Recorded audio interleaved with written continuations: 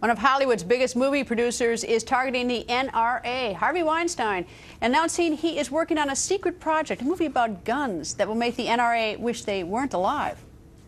Do you own a gun? No. You don't have any guns? I never want to have a gun. I don't think we need guns in this country. And I hate it, and I think the NRA is a disaster area, and I'm going to actually make a movie. I shouldn't say this, but I'll tell it to you, Howard. I'm going to make a movie with Meryl Streep, and we're going to take this issue head on. And they're going to wish they weren't alive after I'm done with them. But wait a minute, hold it. Weinstein is behind some of Hollywood's most violent films. For decades, he's been cashing in big on movies like this.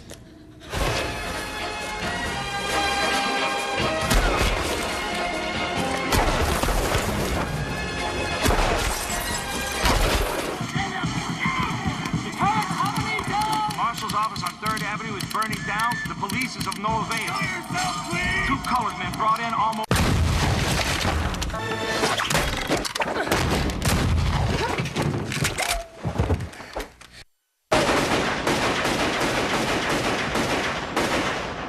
So come December, will Harvey Weinstein be accepting the biggest hypocrite of the year 2014 award? We're back with Senator Ted Cruz. It's unbelievable, isn't it?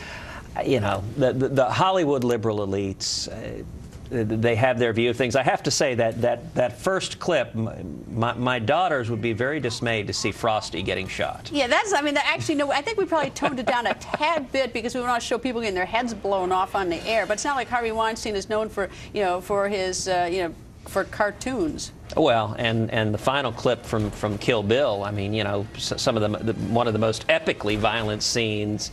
When Uma Thurman with a sword severs the limbs of the crazy 88, but you don't see people wanting to ban knives. Well, you know what I don't get is like, okay, you have to.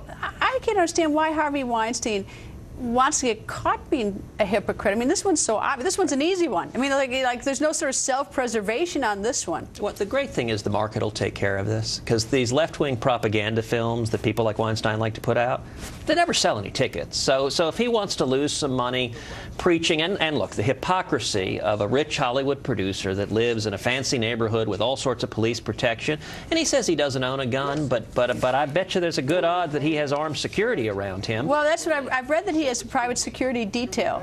And his answer is for the single mom who lives in the inner city, who has to ride the subway late at night, who works 2 jobs, and who has a real threat of violence. He's telling her she can't protect herself. And listen, that's not a message the American people agree with. We have a right to protect ourselves. It's protected in the Constitution. And even if liberal Hollywood types want to take it away, it isn't going anywhere. Well, there's almost, I look at it a little bit different, like the death of sort of shame. I mean, here's a guy who doesn't even make, he's like, right now, by probably getting a lot of attention, probably getting attention here will probably help, someone's going to download one of his movies and watch it tonight because, who's Harvey Weinstein, he did Kill Bill, whatever. I mean, it's like we've now evolved so that, the more shameful thing you do, or the biggest hypocrisy you can put out there, draws you attention and actually, in a perverse way, lines your pocket with more cash. Well, it's the same pattern we see in Washington. It's a double standard. It's one rule for thee and one rule for me. So liberals love to live by special rules. So Al Gore complains about people using carbon and then flies around on private jets. He consumes more carbon than entire neighborhoods, I'm willing to bet. But they want different rules for hardworking Americans than for everyone else. I can just imagine the talk around some dinner table in Hollywood tonight as they're all sort of, as the people who make really violent and really ugly movies are talking about this. That's what what gets me.